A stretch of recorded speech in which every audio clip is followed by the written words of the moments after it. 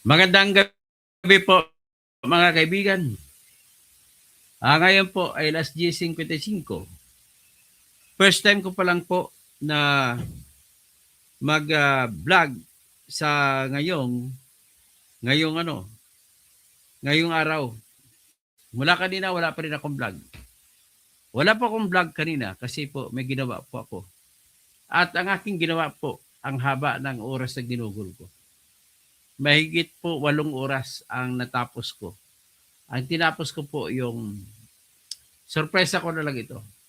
Para kay Sara Duterte. Let us save the Queen. God save the Queen. Okay. Maliban dyan, pero bago ang lahat, ang title po ng aking vlog sa ngayon ay Trillanes, the biggest liar. Yan po ang titulo ng aking ang titulo ng aking vlog sa ngayon. Pero bago ang lahat, siguro nais ko naman muna na magpatugtog muna ng isang tugtugin na para makikita ninyo kung yung ang kantang ginawa ko. No, ang lyric ko ay sa akin. Pero yung musika kay JK Labajo. Ang title na Lampas Buwan. Sa sunod, marami pa akong gagawin. Yung original ko na may jolly, magkakahanap ako ng magandang kanta. Para ito sa King and Queen of Blood Control na si Curly at Sara Diskaya. At siyempre, dinidedicate ko rin ito kay Trillanes na wala na ako nakilalang tao na kasing sinungaling kaysa kanya. Na-convict yan siya sa libel eh.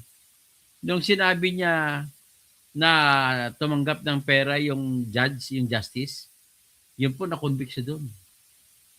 Ngayon, ibig sabihin din, mahilig siya sumugal sa mga discarding kasinungalingan.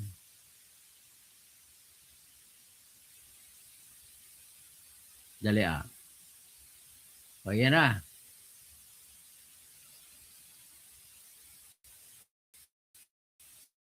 Ito yun, ating ipatugtog.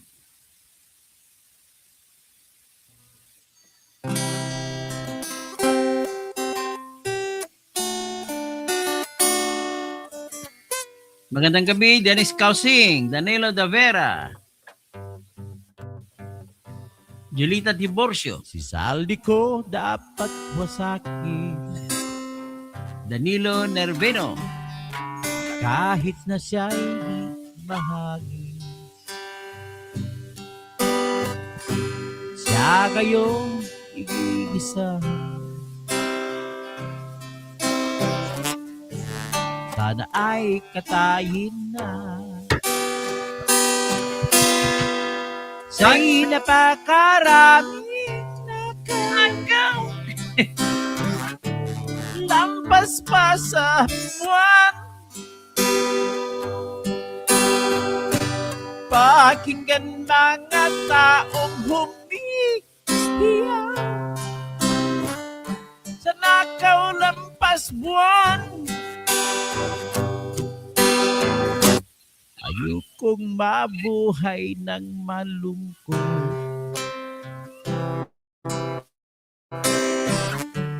Si Sara Diskaya lang masaya. Nagpakasasa hanggang sa pagtanda. Halina tayo'y tumiga. Siya'y napakarami nakaw. Lampas pa sa buwan. Pakinggan mga taong umiiyak sa nakaw lampas buwan.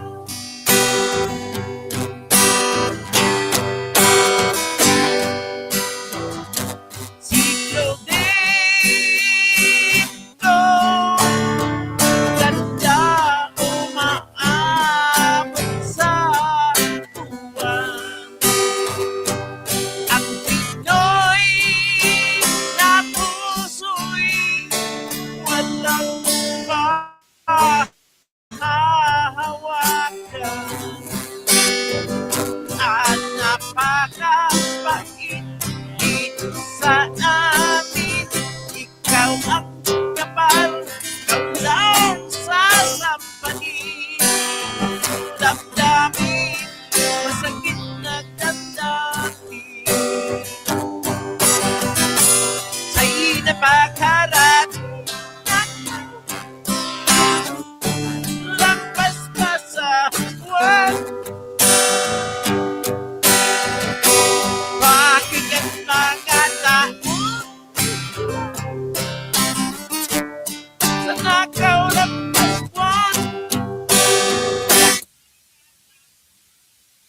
Yun. Good morning. I am singing. Kaya hindi na lang yan. Yan ang mga... Ang usapan lang po natin ito sa ngayon ay si Trillanes lang. Ladies and gentlemen, bakit si Trillanes? Kasi si Trillanes po ang pinakamalaking pagkasira ang nadulot kahapon sa aking kandidato pagka-presidente na si Sara Duterte. Biro mo, ganito, ang konteksto nito, may bit-bit siya na mga pinagtatago-tago na mga detalye ng mga bank records. Tinatago niya mula pang 2016 yan. Tinatago niya yan. Kinaksabi niya galing daw yung kay John de Mesa. Ngayon, isa lang masasabi ko muna. Kung totoo yon at nagkaroon siya ng kopya, edi makukulong sila ni John de Mesa na dalawa. Kasi bawal po makakakuha ng detalye ng bangko ng kahit sinong tao. Nilabag po nila yung tinatawag na bank secrecy law. May kulong po yun. Pero nevertheless, hindi naman kumaso sila ni Duterte. Sobrang 10 taon na. Paulit-ulit yan nilalabas ni Trillanes, gano'n siya kasi di. Nung Quadcom, successful siya dahil kalaban lamang ng mga ni Romualdez noon ang mga Duterte, ginawan diskarte na makapagtestigo siya sa Quadcom. Nang tumestigo siya sa Quadcom, katabi niya si Laila de Lima. Sa kabila ni Laila de Lima, si Duterte. At nagsalita si Trillanes ng mga patungkol sa mga deposito daw ni Duterte. Katabi niya si Duterte. Naalala na muntik siya batuhin ng microphone. Ano yan, malapit na, matagal na yan, paulit-ulit na kwento lang. Kung pa may mga kwento pa bilyon na na dineposito daw sa bangko ni Duterte.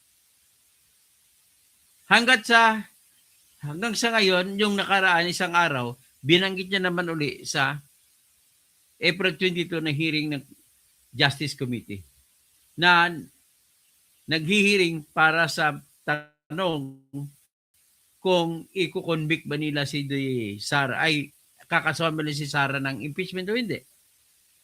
So binabanggit niya doon na may mga bank accounts siya. All right, hayaan na muna natin ang bank accounts. Ang titingnan lang muna natin yung kanyang sinasabi na mayroong 3 tag 7 million na binigay dineposito si Sammy Uy o Samuel Kang Uy sa account ni Sara Duterte.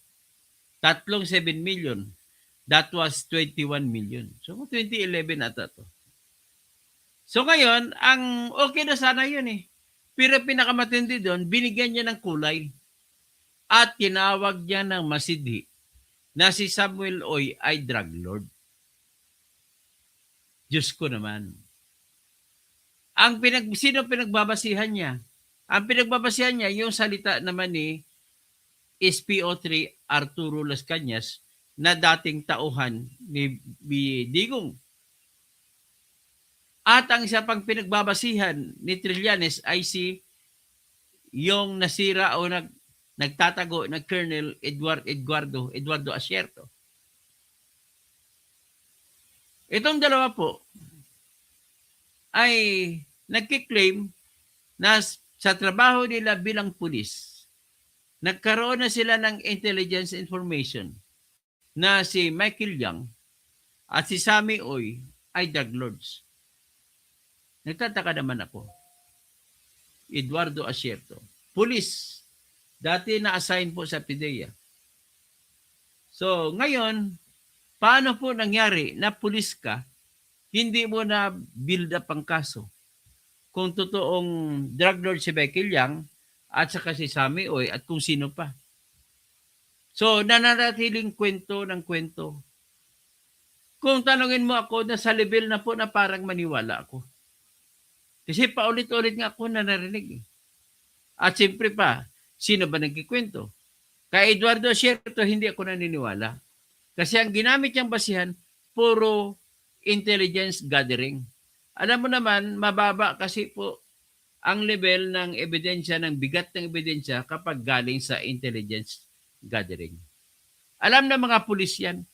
Alam ni SPO3 Las Cañas, alam ni Colonel Asierto yan. Kung nanatiling kwento, paulit-ulit nilang kinikwento, hindi naman nila ginawa noon ang kaso, diyan ako nasasayangan. Kasi kung totoo man yan, sana may naikulong na sana tayo ngayon. Si Sammy Oy hanggang ngayon kiniklaim niya na drug lord. Ito po yung akin lang balik na tanong. Trillanes, alam ko na ikaw ay binibigyan ng pera ni Lisa Marcos. Siya ang nagbigay ng pera sa iyo para makatakbo ka ng mayor sa Caloocan City na kahit ikaw ay residente ng Antipolo. Pero, dikit ka kay Marcos. Dikit ka kay Lisa. Isang kalabit mo lang yan dyan, mga PNPD, PDEA. Bakit hindi nyo na-operate si Sammy Oy hanggang ngayon? Ilang taon na ba na wala si Duterte? 2022, wala siya. Ano ngayon, 2026? Mag-4 na taon na. Hindi mo pa napahuli si Sammy Oy na dikit ka na kay Bongbong Marcos? O ngayon, baka sabihin mo sa akin, paano naman paano naman mapahuli paano ko mapapahuli si Sammy Oy? Laging ka-jamming ni Bobby BBM. Yan lang po ang unang katwiran ko, pangalawa kong ebidensya na siya ay sinungaling. Na sasabihin niya na si Sammy Oy ay drug lord, pero hanggang ngayon walang kaso. Andun sa Davao City, nagninegosyo, malayang nakakaikot. Nagalit tuloy si Manny Piñol, na dating gobernador ng Cotabato Province. Pinaninindigan ni Manny Piñol na si Sammy Oy ay hindi drug lord. Isang negosyante na lehitimo. Si Manny Piñol ay gobernador na 3 term sa Cotabato Province. Mataas ang kanyang level ng kanyang reputasyon. Nung nakaraan tumakbong pagka-gobernador, muntik na nanalo ulit. Si Manny Piñol po, kagaya ko, ay dating sports writer. Siya po ay sportscaster din. Nagko-cover yan lagi sa basketball, sa boxing. At nagsusulat siya sa Manila Bulletin noong araw. Ako naman ay nagsusulat at naging editor sa People's Tonight. So, si Manny Piñol po, nung naging gobernador yan, ay hindi pa nakatapos ng kolehiyo. Pero habang gobernador siya, ay nag-aral siya sa Central Mindanao University, kung hindi ako magkakamali. At nakagraduate. At siya ay agriculturist. Agriculture po ang kursong kinuha. Sa ngayon, kahit sa privado siya, may farm siya sa Cotabato Province. Sa lupang sinilangan ko. Ako naman sa Timog Cotabato. Siya naman ay doon. Ngayon sinasabi niya, kilala niya si Sammy Oy. Sabi niya, pinanindigan niya na si Sammy Oy ay hindi drug lord. Ito pong another kasinungalingan ni Trillanes. Akalain mo, ang laking kasiraan kay Sara Duterte yun. Nung sinabi ni Sammy Oy, ni Trillanes, na si Sammy Oy ay drug lord. At si Sammy Oy nakapagbigay ng 37 milyon kay Sara Duterte. So, ibig sabihin, kung tinanggal mo lamang ang tag na drug lord, wala na sana ang problema. Kaya lang, nilagyan ni Sunny Trillanes ng tag na drug lord. Sunny Trillanes, where is your evidence? Tulungan kita. Ako gagawa ng kaso laban kay Sammy Oy. Meron ka ba? Bigyan mo ko ebidensya. Tutulungan kita, hindi ako nagbibiro. At saka hindi mo na ko na kailangan ng isa pa. Pag binigyan mo ko evidence, I would never need any help from you anymore. Ako na mismo magsasampa ng kaso niyan.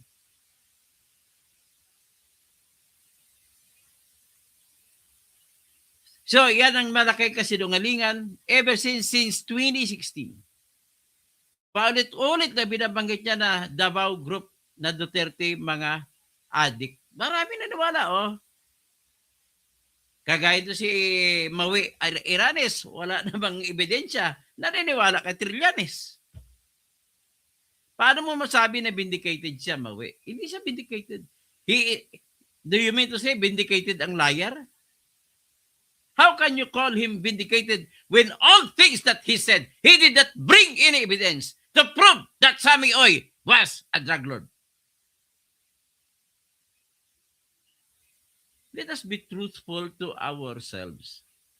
Matatawag mo lamang ang isa na adik kung nakita mo, napatunayan mo, mayroong kalitrato. Matatawag mo ang isa na drug lord kung napatunayan mo, nakita mo, o di kaya kahit hindi mo nakita, may kaso ba? Na-convict ba ng korte? Si Trillanes, paulit-ulit na binabanggit niya. Paulit-ulit niya binabanggit niya na drug lord. 6 na taon na wala pa na panahon, 2016 pa, 10 taon na paulit-ulit niya binabanggit na drug lord. Bakit hindi naman nahuhuli? Hanggang ngayon, walang record na hinuli yan. Ramil, DDS po ako. DDS. Bakit ako kakampi kay BBM na magnanakaw? Mali-malita, ebidensya na yan. Bakit ikakarga pag mali-malita sa aeroplano kung walang namang pera? Bakit ikakarga pa sa helicopter kung walang pera? At alam naman natin sinong pumipirma ng budget, si BBM lang. Bakit sila nag-away ngayon ni Romualdez? Dagdag ako niyan, ebidensya. Bakit nagsalita laban sa kanya si Saldico? At dami-daming ebidensya. Ang sabi ni Sara, hindi naman ako niwala sa sabi ni Sara, pero pwedeng mangyari na binibigyan ng pera ni BBM si Trillanes.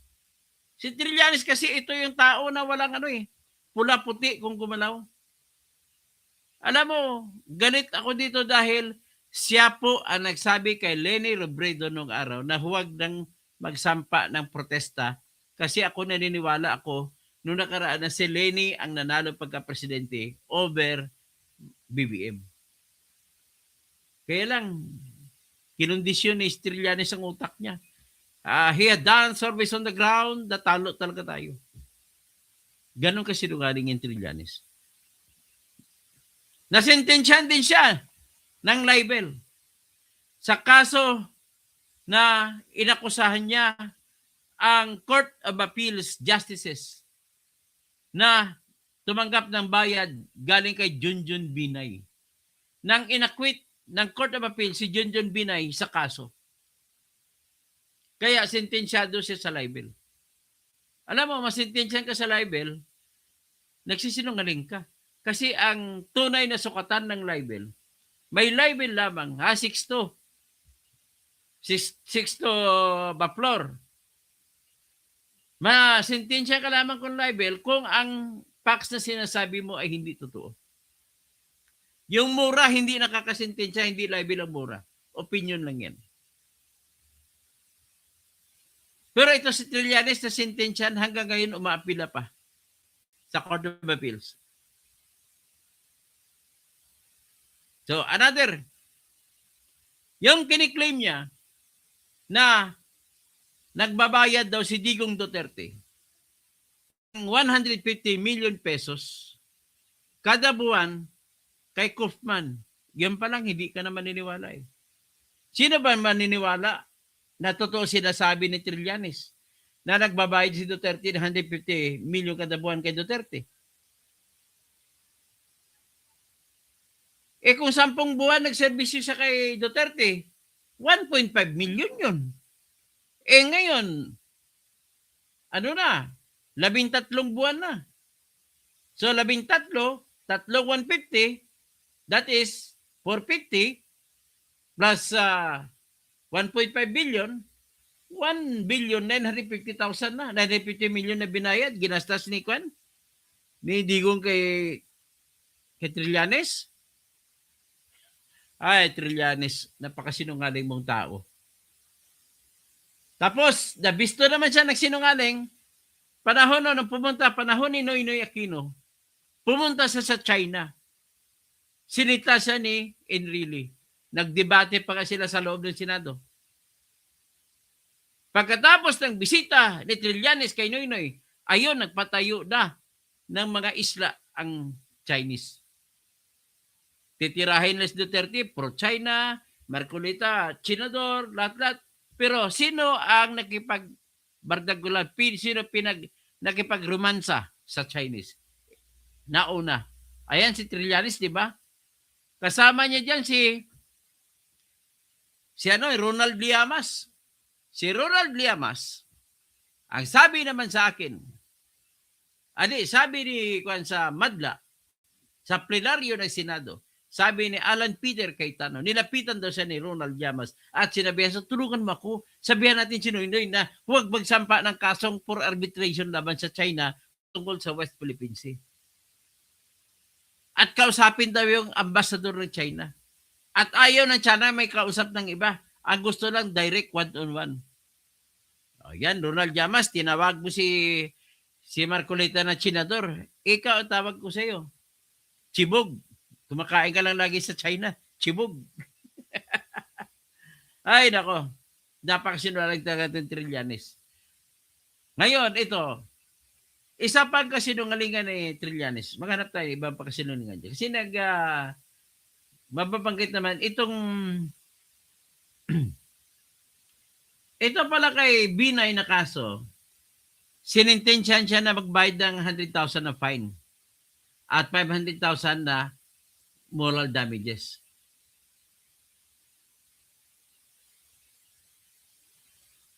Tapos, nagkwento naman si Trillanes na si Michael Yang naman, sinasabi niya na drug lord dito si Michael Yang, nakasama ni Sammy Oy. Ang basihan niya si Arturo Las Cañas. Madaling pwede ka matempt na maniniwala kasi si Las Cañas ang nagsasabi, tao ni Duterte. Sabi ni Trillanes, si Michael Yang daw ay part ng Davao Cartel. So may lista siya doon, si Charlie Tan, si Sammy Oy, na mga pinoprotektahan daw ni Duterte. At ang kwento ni Trillanes, pumapatay si Duterte at maraming ang namatay. Di ba? Sino bang mga namatay sa war on drugs? Di ba mga mahirap? Karamihan? So ang theory ni Trillanes, pinapatay ni Duterte para protektahan niya si Michael Yang, si Sammy Oy, at saka si Charlie Tan. Para daw ang negosyo ni Charlie Tan, ni Sammy Oy, at saka ni Michael Yang na drug ay maprotektahan. Ano bang logic dyan? Tatanong ako, anong logic? Ano ang ibig sabihin? Paano maprotektahan si Michael Yang, si Sammy Oy, at saka si Charlie Tan kung papatayin ni Duterte itong mga 30,000 na ito sinasabi nila? Anong connection? What is the nexus between the two? There is no such thing as nexus. Sabi ni Dilema. Paano mangyari? Ang layo ng logic mo, Trillanes. Ang nangyari sa iyo, sinindikato mo kami, inistapa mo kami mga Pilipino. Pinag-aral ka namin ng libre sa Philippine Military Academy tapos ganun lang ang gagawin mo sa Pilipinas. Magsisinungaling? Ibenta mo sa China ang mga isla natin? Asan ang courage, integrity, and loyalty mo sa bayan? Kaya alam mo, sa totoo lang, naalala mo ba yon? Sani Trillanes, dalawa tayo nag-uusap. Sa loob ng kulungan sa Camp Crame, nag-uusap tayong dalawa lang. Isang kabilin-bilinan ko sa iyo noon nung ako ay editor sa journal. Sabi ko, our country pins its hopes on you. Sabi ko sa iyo, manatili ka po. Huwag kang mahulog sa corruption kung ano. Manatili ka po, ipaglaban, tutulungan, andito kami sa likod. Natandaan mo pa ba yun, Trillanes, nung nag-usap tayo sa loob ng kulungan? Nandun sa PNP Custodial Center, diyan sa Camp Crame. I think you remember that. I do believe you remember that. Pero hindi mo ginamit mo yung awkward mutiny para sumikat ka at tumakbo ka pagka-senador kaya nanalo ka. Asan ang pangarap ng awkward mutiny? Asan ang pinaglalaban ng mga sundalo na kasama mo? Naniloko mo sila. Marami sa kanila na wala ng trabaho dahil sa pagsunod sa iyo. Ngayon, iniwan mo. Kaya, ladies and gentlemen, marami naniniwala kay Trillanes nung kahapon. Nagsabi siya, itong perang ito, 3 pera, 18 na mga transaksyon, kinonfirm naman ng AMLAC na nangyari. Pero, yung hawak ng AMLAC na record, ay wala pong nakasabi kung sino ang tao na nagbigay ng may sa likod na transaction. Sinabi lamang ng AMLAC, yes, nangyari transaksyon. Pero wala siyang alam kung sino nagdeposito. Ang nagbigay ng detalye na nang nagdeposito ng si Michael Asikwan, si Sammy Oy, ay walang iba, si Trillanes lang. Ano ang ebidensya ni Trillanes? Binitbit niya ko mga bank records. Ano yung bank records? Cheque, manager's check. Ladies and gentlemen, sino ba mga taga-bangko rito nagtatrabaho sa bangko na nakuan? Kung pwede, maging wala po akong pakialam na Dennis Adama kung mag-unsubscribe ka. At bakit ka ma-disappoint sa katotohanan? Well, kung kakampi mo si Trillanes, wala akong magagawa. Ha? Yung Trillanes mo naniwala, ba't kayo naniniwala sa kulto ni Trillanes? Sinululoko lang kayo ni Trillanes. Yan po ang katotohanan. So, ang manager's check po, kapag pinapalit mo na, ay hindi mo na makukuha yan. Example, manager's check, ibinigay ko ni Sammy Oy kay Sara Duterte. Tanong, manager's check. Pag manager's check, walang pangalan kung kanino nang galing.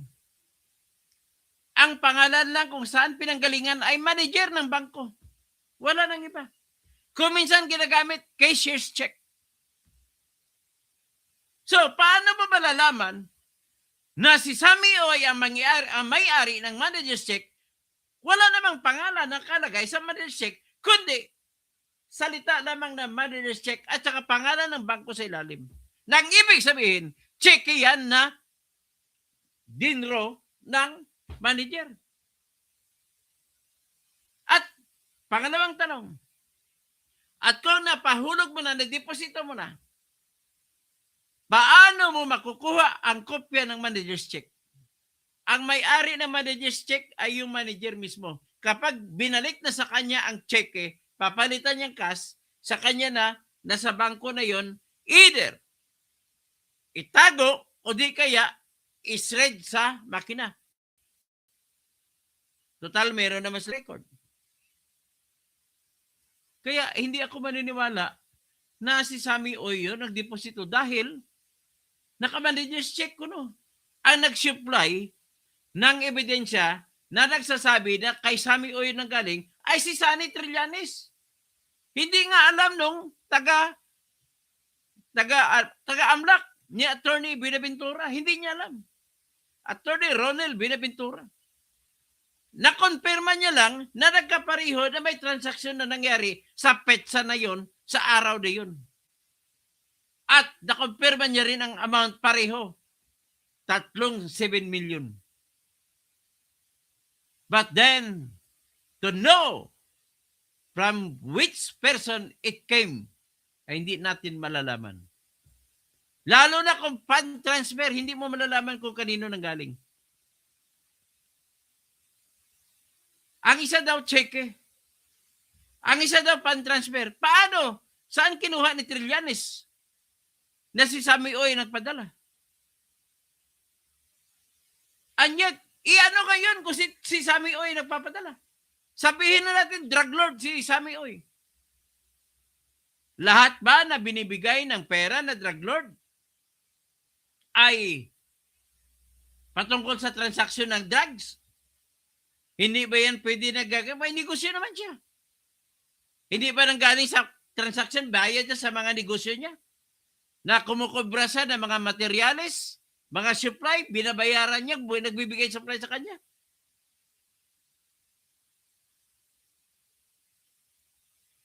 Ladies and gentlemen, ang lakas ng dating ni Trillanes, maraming naniniwala sa kanya.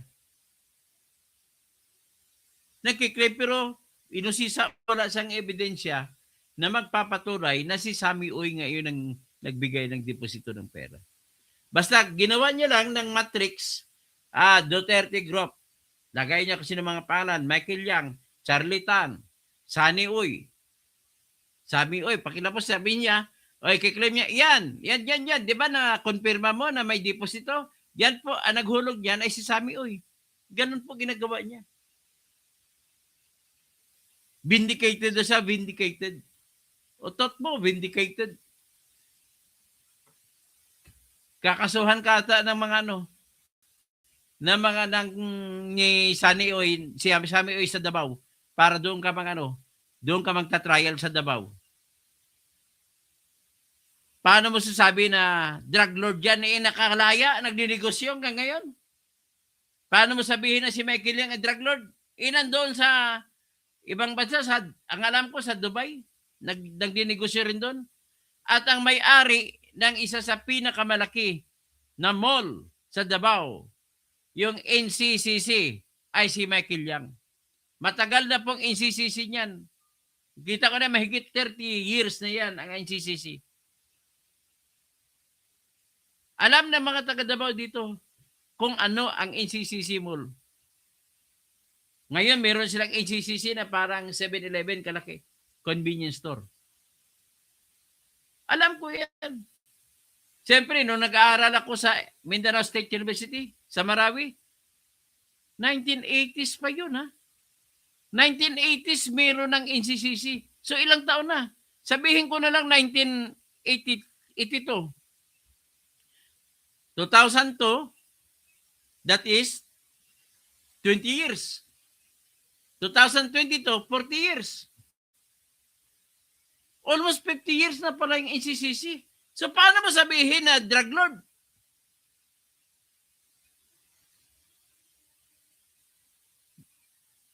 Grabe. Tapos, you want to destroy? Galit ka lang sa mga Duterte? Alam ko naman kinagalit mga Duterte. Hindi ba pumunta ka noong 2016 sa Davao City? Gusto mong tumakbo, nag-anunsyo ka na, tatakbo kang vice-presidente at nililigawan mo si Digong, natatakbo ka ng vice-presidente Digong. Nililigawan din si Digong ni BBM. Pumupunta rin si BBM doon. Niligawan din si Digong ni Alan Peter Cayetano. Sa tatlo kayo, pinili ni Digong na vice-president si Alan Peter Cayetano. Nanalo si Lenny, binuto ko si Lenny. Natalo si BBM, natalo ka. Natalo si Alan Peter. Yan po totoo kung bakit galit na galit siya. Tapos kiniklaim niya, habang nandun siya sa Davao, mayroong isang tao na nagbigay sa kanya ng listahan ng bank account.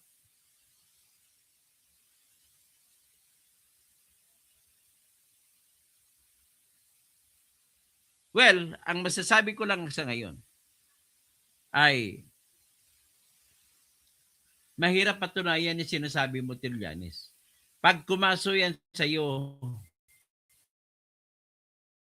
si Sammy Oy at saka si Charlie Tan at saka si Michael Yang, hindi ko lang alam kung saan ka pupulutin. Nasira na sila na drug lord.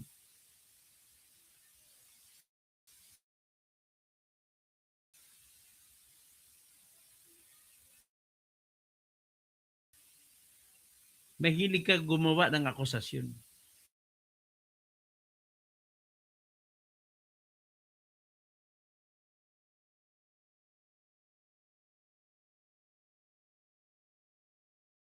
May 20 minutes pa tayo. Magko-comment na lang ako.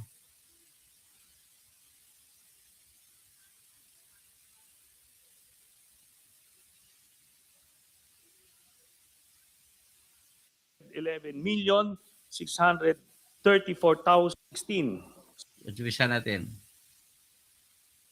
po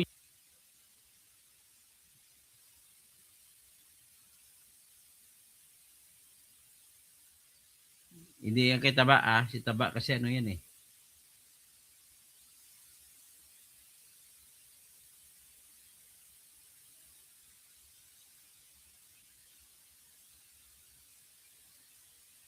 Ito in-interview siya ni Leila de Lima. Okay. noong 2013. Ang pangunahing plataforma ng testimonya tungkol sa unexplained or ill-gotten wealth ng respondent, Vice President Sara Duterte. Tama po ba? yes, Your Honor. Meron po kayong dalang affidavit? Meron po, Your Honor. Pwede po bang Ikaw mo na. Hoy! Mahiya ka naman. Tulpo ka duma. Idol ba ng taong bayan si Trillanes? Mahiya ka naman. Bakit hindi nananalo? Laging iwit. Laging sa dulo. O laging nakakuha sa inidoro. Inang beses tumakbo. O yan. Mga troll ni Trillanes ito. Hoy, Trillanes! Ang bahay mo sa Antipolo Hills ay nasa 28 Duhat Street. Mansion yan. Diyan i-deliver ng 18 dating sundalo ang pera mo galing kay Saldico. Talagang ano to? Bahala kayo. Sige. Magkwento kayo kung pabor kayo kontra kay Trillanes. Sige, bahala kayo magkwento kayo. Basta ako hindi ako naniniwala sa tao. i-introduce ninyo? Nandyan na po. May we direct the committee secretary to kindly approach former Senator Sonny Trillanes? Nagbigay na po kami ng kopya ng notarized sinumpaang salaysay sa inyong committee secretary before Kwento mo lang yung Greg Babaran, mananalo pa rin si Sara Duterte. the start of the hearing. With that, we note the manifestation of the Honorable Trillanes. Thank you. Senator Trillanes, yung affidavit niyo po, sinumpaang salaysay, consisting of 11 pages. Di ho ba? Yes, Your Honor. At meron din mga dokumento po kayong inilakip sa inyong affidavit upang patunayan ang statement ninyo dito. So meron po kayong mga annexes dito sa sinumpaang salaysay, Annex A to Annex Q. Tama po ba? Yes, Your Honor. Dala nyo Yes pa itong kawatan na tinungaling.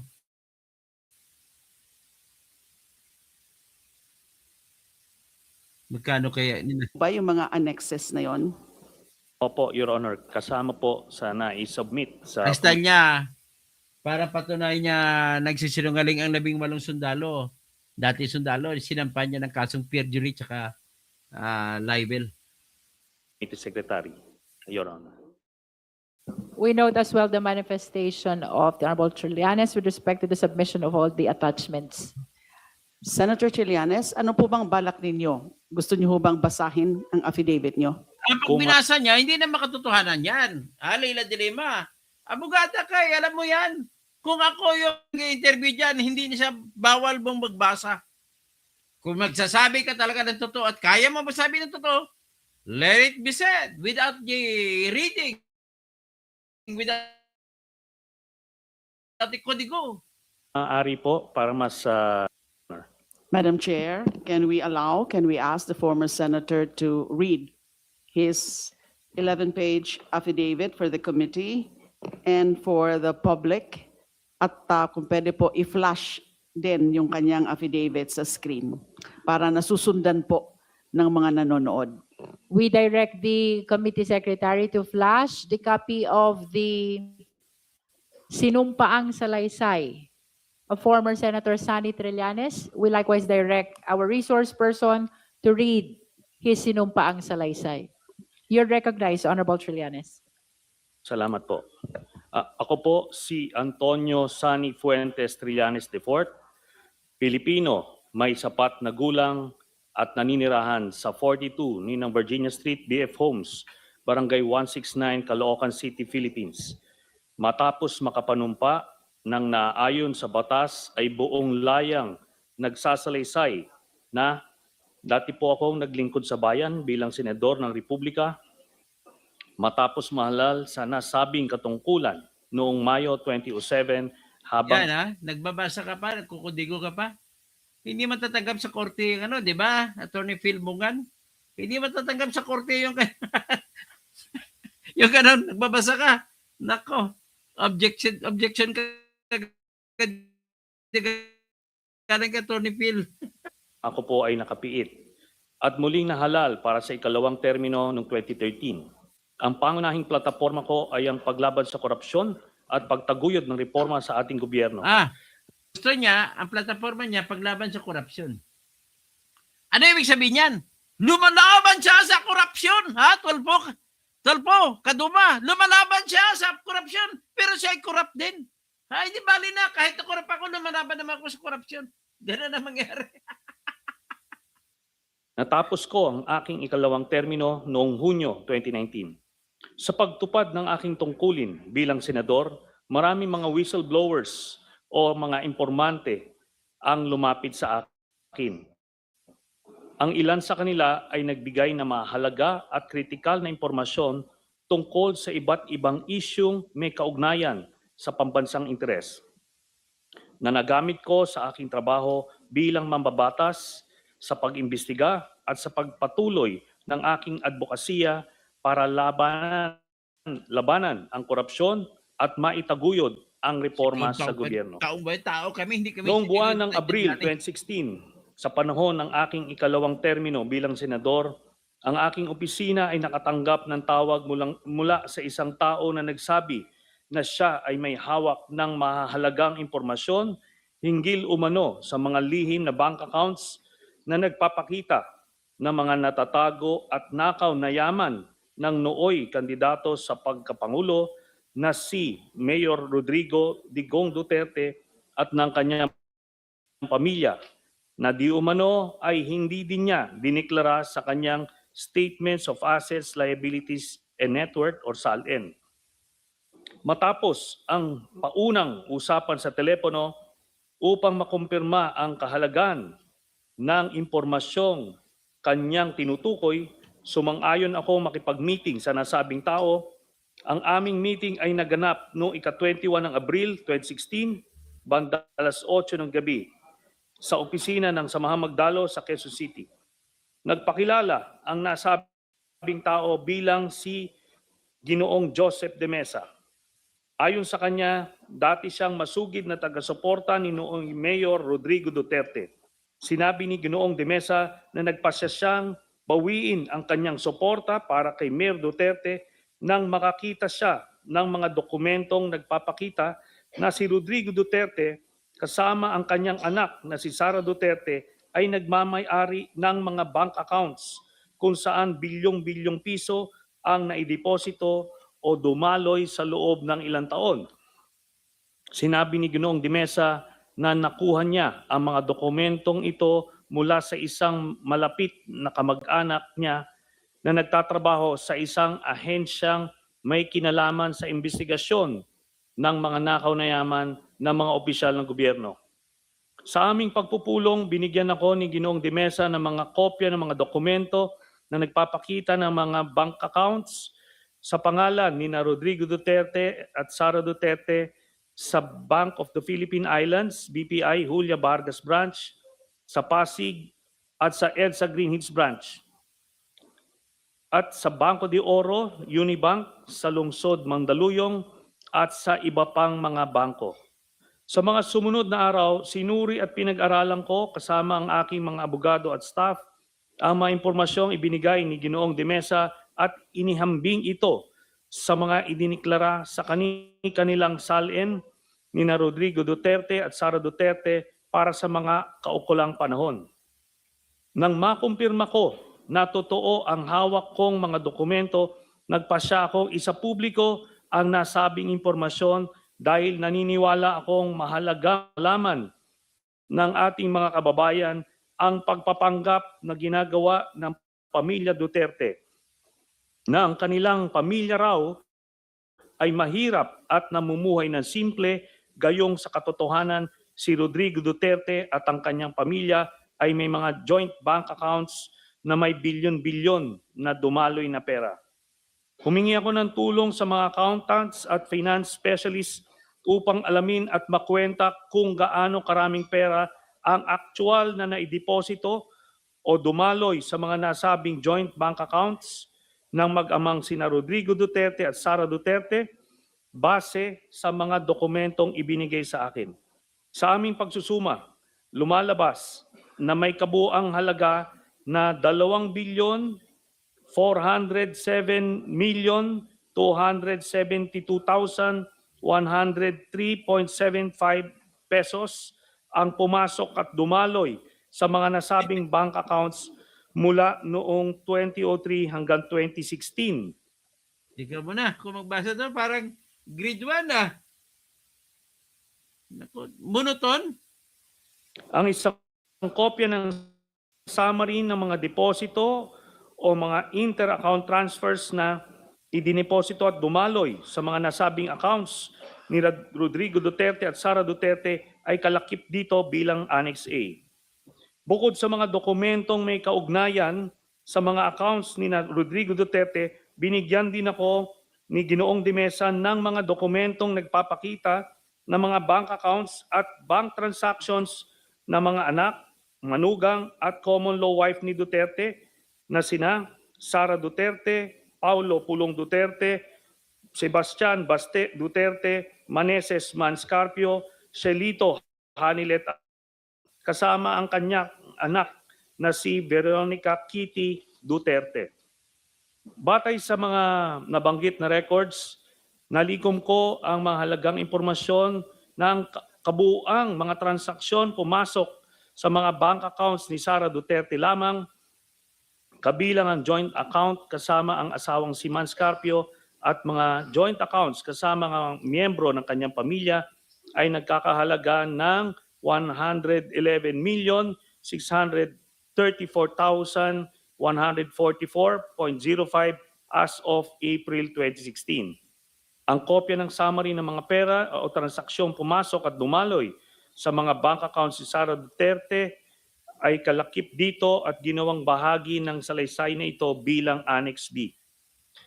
Noong 2016, inamin mismo ni Rodrigo Duterte na una, na totoo na mayroon siyang bank account sa BPI Julia Vargas Branch, sa Pasig, at pangalawa na nabigo siyang ideklara ang nilalaman ng nasabing bank account sa kanyang salin.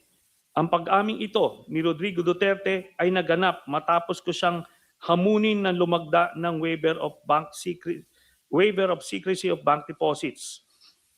Sa panayam ni Rodrigo Duterte sa media, ipinagtapat niyang mayroong humigit kumulang 200 million pesos na deposits sa naturang bangko at inilihim niya sa kanyang salin. Sa particular, and I quote, a little less than 200 million. Hindi naman ganong kalaki kasi walang account na 200 million, a little less than 200 million, wala na, ginastos ko na, nag-happy-happy ako. A little less than a million. Okay, ikat ko muna kayo dyan. Ito po yung hindi naintindihan ng mga Tagalog. Mga ano po kung magsalita, mahilig po magkwento ng parang kwentong buwan na kahit hindi totoo. Mahilig magyabang, mahilig mag-joke. Kasi nga meron nga kami ganun po ang lahi naming mga ako Ilonggo ako. Kag mayabang din kami. Kwentuhan ng palakihan ng kung ano-ano. Ganun din ang mga waray. Kwentuhan ng kaya nga may kanta na maghinambugay. Si Max Urban ang kumanta. Hinagpampakanti sambog ang Ilonggo, Cebuano, tsaka Waray. Ganon po yun ang kwentong yan, binabasa mo, Trillanes. Hinambog na kwento ni Duterte. Paniwalaan mo. End of quote, sabi ni Duterte. Ang kopya ng video ng naturang panayam ni Rodrigo Duterte sa media na siyang inilathala ng Rappler sa kanilang official YouTube account. Pero mo, ganon pala kayo mga Tagalog o Bicolano kung magano. Hindi nyo kasi naintindihan ang kultura ng Bisaya. Hindi naman totoo yan. Tanongin nyo mga Bisaya na mga nanonood sa akin. Sino ba Ika-29 ng Abril 2016 ay na-download ko at nakasave. Kasi mga kwento na pangpano. Kwento na pangpahappy. Magkakatawanan lamang. Ganon ang ugali ng mga Cebuano. Sa USB at ginawang bahagi ng salaysay na ito bilang Annex C. Noong ika-5 ng Mayo 2016, nagsampa ako ng isang complaint affidavit. Grabe naman. Alam mo, kami ni Attorney Phil Mungan, grabe na ako, naubos ng buhok ko. Nung abogado pa ako, grabe trabaho. Tapos bibigyan lang ako ng kliyente ko ng 20 mil. Kay Trillanes, nagbasa lang ng 11 na pahina na affidavit. Milyon ang kinita. Grabe. Magkano binigay sa'yo ni BBM, ni Sandro, sa pag-appear mo dyan? Milyon. Laban kay Rodrigo Duterte sa Office of the Ombudsman, batay sa mga nabanggit na ultimate and evidentiary facts. Ang kopya ng complaint affidavit na may petsang Mayo 5, 2016 ay kalakip dito at ginawang bahagi ng salaysay na ito bilang Annex D. Noong 2017, sa panahong panunungkulan ni Rodrigo Duterte, matapos suriin ang aking reklamo, iniulat ni overall Deputy Ombudsman Melchor Arthur Carandang na merong sapat na batayan upang ituloy ang investigasyon hinggil sa malalaking bank deposits ni Rodrigo Duterte at ang kanyang mga anak at common law wife na si Hanilet Abinsenya, kabilang na rin si Sara Duterte. Ang printed na kopya ng artikulong tungkol sa nabanggit na pag-ulat ni overall Deputy Ombudsman Melchor Arthur Carandang na may sapat na batayan upang ituloy ang investigasyon na siyang inilathala ng GMA News Online noong ika-27 ng September 2017 na may caption na Ombudsman starts probe on Duterte's wealth after finding basis in Trillanes complaint, ay kalakip dito at ginawang bahagi ng salaysay na ito bilang Annex E. Bukod pa rito, sa isang public statement sa media, kinumpirma ni overall Deputy Ombudsman Carandang na magkapareho o similar ang nilalaman ng mga listahan ng bank transactions ng pamilya ni Rodrigo Duterte na isinama ko sa aking complaint at mga records at bank accounts ng pamilya Duterte na na-turn over sa kanya ng Anti-Money Laundering Council sa kanyang pag-iimbestiga. Ito ay nireport ng GMA News Online sa isang artikulo na lumabas noong ika-28 ng September 2017 na may caption na Duterte Wealth Documents from AMLAC similar to what Trillanes has, Ombudsman. Ang printed na kopya ng nabanggit na artikulo ay kalakip dito at ginawang bahagi ng salaysay na ito bilang Annex F.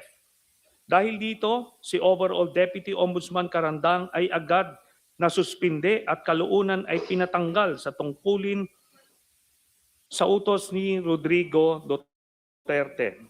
Kaya natigil ang kanyang pag-iimbestiga sa mga bank accounts at tagong yaman ng pamilyang Duterte. Ito ay inireport ng Philippine Daily Inquirer sa kanyang artikulong lumabas noong ika-1 ng Agosto 2018 na may caption, Malacanang fires Deputy Ombudsman Carandang. Ang kopya ng naturang report ay kalakip dito at ginawang bahagi ng salaysay bilang Annex G. Ang mga kopya ng mga summary ng mga transaksyon ng bangko ni Sara Duterte, Rodrigo Duterte, Pulong Duterte, Baste Duterte at ng common law wife ni Rodrigo Duterte na si Hanilet Abansenia kasama ang kanilang anak na si Kitty Duterte ay kalakip dito at ginawang bahagi ng salaysay na ito bilang Annex H, H1, H2, H3 at H4. Batay sa mga nabanggit na records, nalikom ko ang mga sumusunod na mahalagang impormasyon na nagpapakita na si Sara Duterte at ang mga miyembro ng kanyang pamilya, kabilang na ang kanyang ama na si Rodrigo Duterte, ang common law wife ni Rodrigo Duterte na si Hanilet Abansenia, kasama pa ang kanilang anak na si Kitty Duterte, ang mga kapatid niya na si Pulong Duterte at Baste Duterte ay tumanggap ng pera o nag-encash ng daang-daang milyong halaga na mga cashier's checks o personal checks mula sa isang kilalang drug lord na si Sammy Uy. O ha? Saan ang basihan mo para magtawagin mo siyang drug lord? Ha, Mr. Trillanes? Yung mga kulto mo rito, inaaway ako. Ano ang ebidensya mo na drug lord si Sammy Uy? Kakasuhan ka na nga libel nila at Sammy Uy. Nagninegosyo pa siya hanggang ngayon. Nakilala rin bilang Samuel Uy, gaya ng mga sumusunod. On March 17, 2011, nakatanggap si Sara Duterte ng 7,440,846.07 pesos mula sa drug lord na si Sammy Drug lord Uy. ka na naman. Ano naman ang ebidensya mo? Drug lord siya. Kwento na ka na ng kwento ng drug lord. Pwede pa sabihin mo lang kay Sammy, oy, ang problema nito, sinabi ng taga-AMLAC, hindi nila alam kung sino ang taong nagdeposito. Kinampirma lang ng taga-AMLAC na may deposito na gano'n nangyari sa araw na yun. But there was the confirmation that it was Sammy Uy. Noong 25 October 2011, nakatanggap muli si Sara Duterte ng kaparehas na amount na 7,440,846.07 mula Napansin mo ba pareho ang amount? So isa, October, November, monthly pareho ang amount. Pakinggan natin bakit pareho ang amount. Magtatanong ka bakit pareho ang amount. Pero hindi ako na drug lord si Sammy Uy. sa drug lord na si Sammy Uy. Ayan, tinawag mo drug lord. Ang style talaga ni Trillanes yan. Para maniwala tao sa kanila. Ulit-ulitin niya yun. Mga kasinungalingan na inuulit-ulit ay ayon sa prinsipyo ng Goebbels. Mananatili, palit-ulitin mo 1,000 times, ay marami na maniniwala sa iyo. And after 6 months, nakatanggap muli si Sara Duterte, April 24, 2012, nakatanggap si Sara Duterte ng parehas na amount, 7,440,846.07. Magtanong tayo. May tanong na ako. Bakit nung binigyan si Sara 3 beses, October, November, saka after 6 months, 7,741,000, parehong amount. Bakit? Meron ba siyang binigay na 3? Ba't hinati sa pari-parehong amount kung 3? Isn't it that it is for a transaction? Kasi nga parehong account eh. Kasi kung talagang hatag yan mula sa droga, ay dapat hindi magkapare-pareho ang amount. Di ba, Trillanes? Oh. Di ba? Paano mo sabihin na galing sa droga yon kung nagbibigay sa ay 3 amount na pare-pareho? October, November, tsaka after 6 months. Makikita mo, pag may tao nagbibigay sa'yo ng actual na pera na gano'n, pare-pareho ang amount, hiwa-hiwalay. Ibig sabihin po, ano yan? Amortization. O di kaya bayad sa utang. Ay, nako. Okay. Sa sunod natin paano? Hanggang 1 oras na po. Magbabalik na ako mamaya. Basta yan lang ang pinakapunto ko rito ay nag-imbento lamang ng kwento itong si Trillas. At saka tama ang tanong ni Attorney Phil Mungan. At bakit may butal? Ulitin nga natin, anong butal na eksaktong amount? Ulitin na natin. Duterte's wealth after finding basis in Trillanes' complaint ay kalakip dito at ginawang bahagi ng salaysay na ito bilang Annex E. Bukod pa rito, sa isang public statement sa media, kinumpirma ni Overall Deputy Ombudsman transactions ng pamilya ni Rodrigo Duterte, Tingnan ng natin pamilya kailan Duterte na ito ay ni-report ng GMA News Online 2017 to what Trillanes has. So dito, si Overall Deputy Ombudsman Ano ba yung natigil ang amount? kanyang Amount na hinanap ko. artikulong lumabas ang kopya ng Sara Duterte, Rodrigo White na si Kitty Duterte batay sa mga nabi ng kanyang pamilya, kopya nila at bataang mula bilang on March 17, Ayan, 2011 na sumusunod na rin isang kilalang tumanggap ng pera niya ang ng kanyang records na likom HA na ito bilang Annex H, H1, H2 dito at ginawang bahagi ng salaysay bilang dito at ginawang bahagi ng salaysay bilang dito at ginawang bahagi ng salaysay saksyon ng Bank Baste Duterte kasama ang kanilang ito before na mahalaga ang mga ang kasama Duterte na sila rin bilang Samuel Uy gaya ng mga sumusunod. Yan na, screenshot ko. Screenshot nyo na. Tama yung tanong ni Attorney Phil Mungan. Bakit may butal pare-parehong amount? March 17, tapos October 25, parehong 2011. April 24, 2012. Bakit pare-pareho ang amount at may butal? Isa lang po ang ibig sabihin yan. Ang ibig lang sabihin yan ay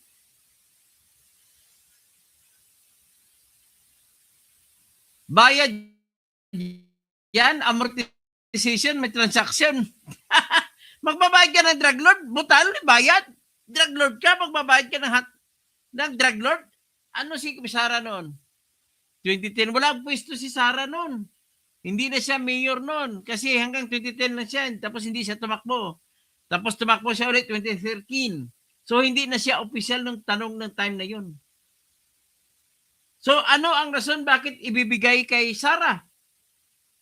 Paano makapagbigay ng proteksyon si Sara? Wala naman siyang pwesto sa oras na yan. Sa panahon yan, 2011. At higit sa lahat, bakit may butal? Yun lang ang tanong ng bayan. Tanong ko hindi bayan.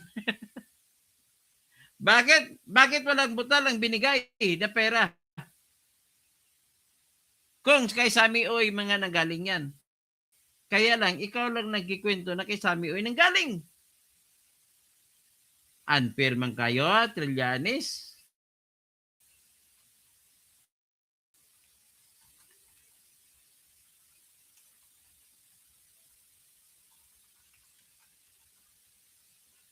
Ay, nako.